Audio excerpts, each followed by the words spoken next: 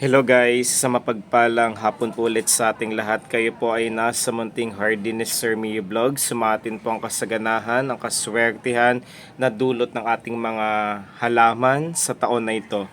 And for today's update and for today's video ay ibabahagi ko yung aking halaman na isa sa mga favorite na ibinigay sa akin ng aking estudyante na si Ethan Ignacio. Ito po yung tinatawag na Manjula Photos Plant. I-focus po natin para makita nyo po ang kanyang kagandahan, karikitan at ang maningning na postura or kaanyuan.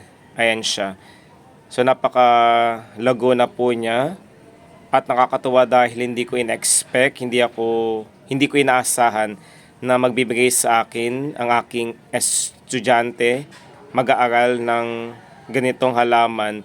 So nakakatuwa din po dahil ang lagu-lago niya at to my surprise ay nag-trail at isa rin po ang halaman na ito sa pinaka-popular na halaman na masasabi kong feng shui houseplant, lucky charm, lucky houseplant dahil na rin po sa kanyang kakayahan, napaka-epektibo, responsable sa paglilinis ng hangin kaya po sila is tinaguri ang air filtering at air purifying plants. Kumbaga sila po ang nag-filter, nag-eliminate ng mga toxins, chemical toxins sa hangin kagaya ng formaldehyde, benzene, trichloroethylene, toluene, xylene at ang mga chemicals na iyon na present sa air or hangin ay kanilang ikino-convert sa malinis, filtered, presko at napaka-kaaya-ayang oxygen or hangin na siyang kinakailangan po natin para sa ating malusog na pangangatawan. At ang ganitong halaman po is considered po siya as variegated dahil po meron po siyang dalawa or tatlong kulay ang visible or present sa kanyang pinakadahon or foliage. So isa rin pong halaman na ito na pwedeng gawing hanging plant, climbing at trailing plant dahil gumagapang po sila at madali po silang alagaan. Hindi po nila kailangang diligan everyday dahil po ang labis na pagdidilig para sa halaman na Manjula Photos Plant po. Bagamat water plant po sila ay hindi po nagiging maganda ang labis na tubig kapag nasa soil po sila.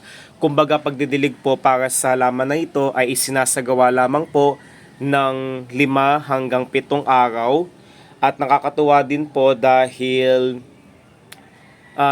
napakaganda niya at patuloy siya sa paglago. So ito yung kanyang pinakadulo. So ang kanyang mature na dahon po ay nag-range po sa kulay na dark, mint, cream at white po. At kapag bata po siya, kapansin-pansin po na may tatlo po siyang kulay, lime green, mint at yung dark. So itong green na ito, neon green po, should I say, kapag nag-mature po siya is magiging cream po siya ang kulay niya. And also, bakit nga ba siya considered lucky feng shui houseplant? Dahil po sila po ang nag-aalis ng mga hindi kanais-nais na elemento, yung mga bad vibes, not so healthy vibrations sa ating bahay na siyang nagiging sanhi, rason ng pagtatalo ng miyembro ng ating pamilya, yung mga sigalot, argumento, yung mga negative chi na presence sa ating bahay. Kapag meron ka nito, sila po ang magbabalance ng two energies na good and bad. Kapag nabalance na po yung mga matutumal na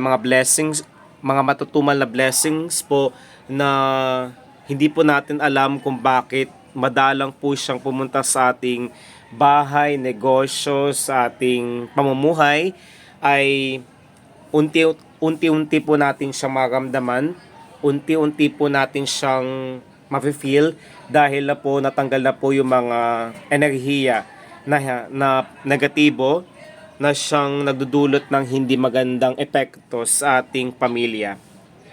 Yes po, ang halaman na ito is napaparami po sa pamamagitan po ng stem cutting At sila po is nagtathrive din po kapag ginamitan po natin sila ng water propagation. Pero I'm planning to propagate this kapag mas nag-trail na po siya, marami na po siyang mga ugat, at marami na rin po siyang mga babies, anak, or supling ang present sa mismong mother plant na ito.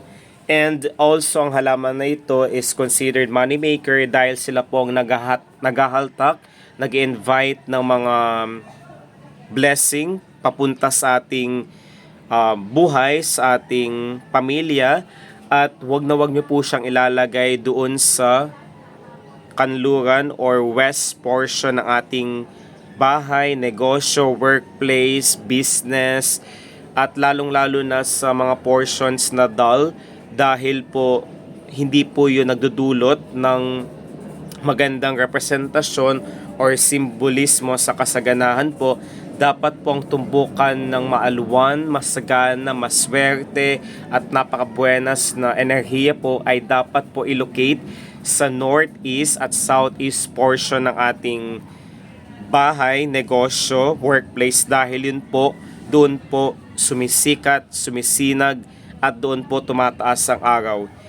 At dahil na rin po sa kanyang angking kakayahan sa air filtration at air purification, ay hindi po siya nawawala sa top 10 list ng mga halaman na siyang very responsible, at epektibo rin po siya sa pagtatanggal ng mga radiations. Kumbaga, ini-eliminate po nila ang radiations na dulot ng ating mga gadgets, ng ating mga laptops, ng computers, lahat po ng mga materials na electronic.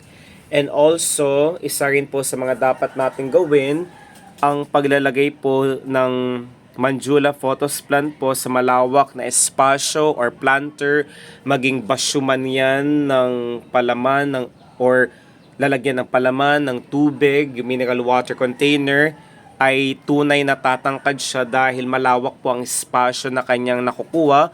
At kapag inilipat po natin, iniripat po natin siya into a wider container, mapapansin nyo na patuloy po siya sa paglago, pagdami ng anak, at possibility is mas marami siyang makuwang energies, at i-convert yung mga energies na yun sa isang maswerte at napaka-positibo. Also, ang ganitong halaman po is lucky charm. Wag na wag po kayo magpapawala ng ganitong halaman sa inyong dining table, sa center table ng inyong living room, dahil ito po napaka-proven at napaka-epektibo sa pag-invite ng flow of energy na masasabi kong ipagpapasalamat natin dahil hindi nawawala, hindi po nababali ang mga sikulo na posibleng blessing na pumunta at matanggap po natin sa ating buhay. Short update po ang vlog na ito. At panghuli po, may second update po ako para sa halaman na ito, maybe next week. Last po na secret reveal kung mag-aalaga po tayo ng ganitong halaman na Manjula photos, isaalang-alang po natin ang lupa at ang pag-fertilize sa halaman na ito. Since ang eggshells po, yung pong pinagbalatan ng itlog, ay napakayaman po sa calcium content, I suggest po na wag po nating itatapon ang mga eggshells dahil napakayaman po nun sa vitamina at minerals na siyang kinakailangan po ng ating halaman para po mas maging buwaghag at mas lalo pang ma-reveal at ma-maintain ng Manjula photos ang kanyang variegated na kaanyuan at characteristics. Yun lamang po. Maraming salamat po sa walang hanggang suporta, tiwala at pagmamahal kay Sir Mia Vlogs. Hanggang sa muli po. Ingat po tayong lahat. Paalam.